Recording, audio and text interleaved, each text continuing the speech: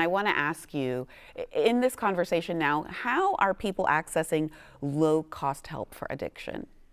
That's a great question. So, the great news is that there is low-cost help. Our state, through federal and state funds, funds 7 managing entities across the state of Florida to provide a comprehensive behavioral health system of care.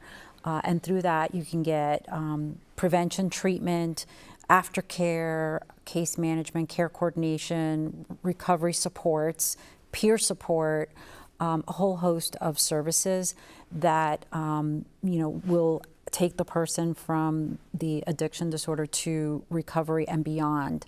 In addition to that, we have recovery community organizations that have peers, but also and are led and run by peers in recovery. My daughter is in recovery 9 years now, and she leads one of those recovery community organizations in Broward County.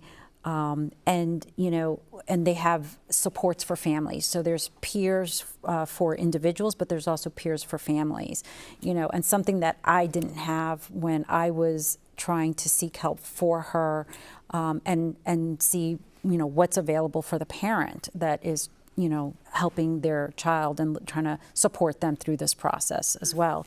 So there is low-cost help. Medicaid, Medicare offer programs through their networks and through their health plans, through their managed care health plans. And oftentimes people don't realize that they can speak to their physician and they can speak to their insurance company as well. Thank you. Thank you again for your transparency, Suzette, and of course, Dr. Lloyd. Dr. Miller, I'd like to talk to you about substance abuse disorder and the cravings involved. And if you can give us some of the science about where cravings come from and how they can be reversed or treated. Yeah, absolutely. So we talked about it a little bit. You heard a little bit more from Dr. Lloyd. The drugs that we take that are illicit have these really powerful effects on the brain, and you're bathing your entire brain in it, and it's just causing a massive rewiring. And so it literally changes how your brain perceives your environment and responds to it. So that a craving is not just an urge; it's a strong emotional and physiological response because coming from deep inside of your brain due to that rewiring. And there are a lot of things that can trigger it. It can be an internal emotional state, it can be a stressor, it can be things around you, a certain smell that can remind you of using the drug that serves as a trigger, drives that craving. And it's because you have that emotional center in the brain, the amygdala, that's hyperactive, and it's shutting off the front of your brain, which should be responsible for executive function, slow down, make a good decision. It's actually getting gated and shut off so that individuals have a really hard time with the stop and think. And actually encountering a reminder of a drug of abuse can trigger that craving on the order of milliseconds. So we're not talking about a time where someone's consciously perceiving and then making a decision. It's a real reaction. So continue on with that and tell us about the compound that you've been working on with your team. Yes, so there's bad news in that the brain is highly plastic, and so drugs are able to change it. That's why I keep talking about the rewiring. But it's also good news in that the brain is highly plastic, and so it's able to be reset. And so there are approaches like cognitive behavioral therapies, which are designed to help individuals sort of stop and register what those triggers are doing before they react. But because of that issue of it happening on an order of milliseconds, that can be really challenging. And so we're developing a medication that taps into that plasticity, and it actually is able to reset the plasticity, specifically in the amygdala, to sort of a pre-drug state. And the idea is to give individuals a sort of a chance to stop and think before they react. So it's something that we're actively developing right now, talking with the FDA to get permission to start early stage clinical trials. That's really encouraging. And Dr. Lloyd, is there anything you'd like to add to this conversation regarding this work being done? Well, first of all, I'm sorry for messing my names up. I'm trying to learn you guys as quick as I can. But okay. About Dr. Miller. So I want to just take off on one of the things that I love is being able to put things in terms that people can understand. And so cravings are so fast that they happen, subconsciously. And I explain it using Krispy Kreme donuts because everybody understands Krispy Kreme donuts. And so and I love them. On my deathbed, I told my wife to, stuff them down my ET tube. But, if you think about that, the craving for a Krispy Kreme is, our drive to eat, but the craving for the drug that we're addicted to is multifold more intense, up to 10 times more intense than our cravings are for food when we're hungry. And I think that's what people need to understand. People relapse in general because of cravings, and cravings are lifelong. I've been in recovery over 20 years. I still have cravings every now and then.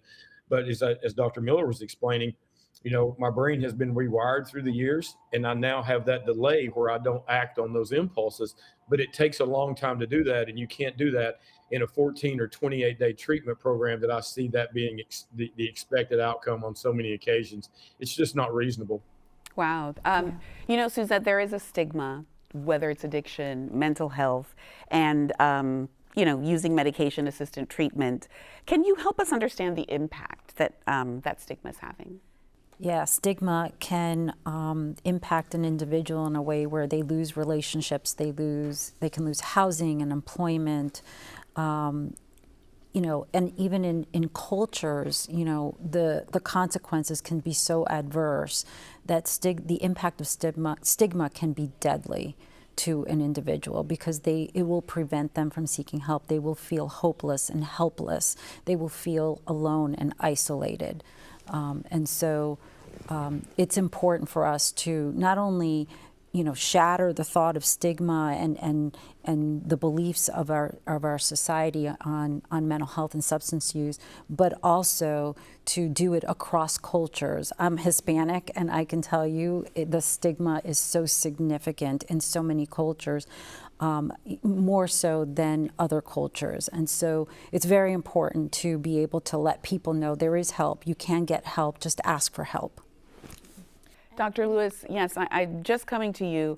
I know that you, a Black woman of Caribbean descent, talk about stigma within those communities as well.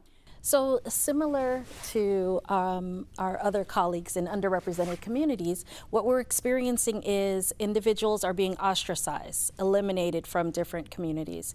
In addition to that, there is delay in seeking health care, delay in seeking treatment, or automatically labeling that sister, brother, uncle as drug seeking. They only want money because of this or that, and not necessarily understanding what's happening internally in their brain.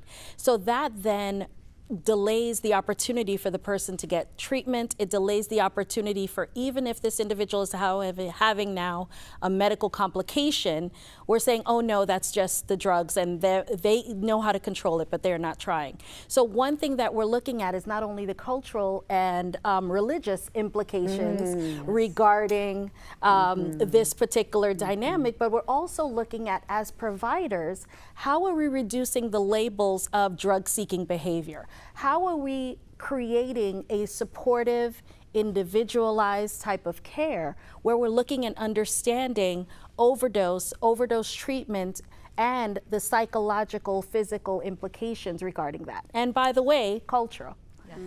All of those things together. So it is multifaceted, and we're putting puzzles together. However, what we're learning to understand is we also need to incorporate patience, which is something at times can be delayed, especially in our rapid-paced environment.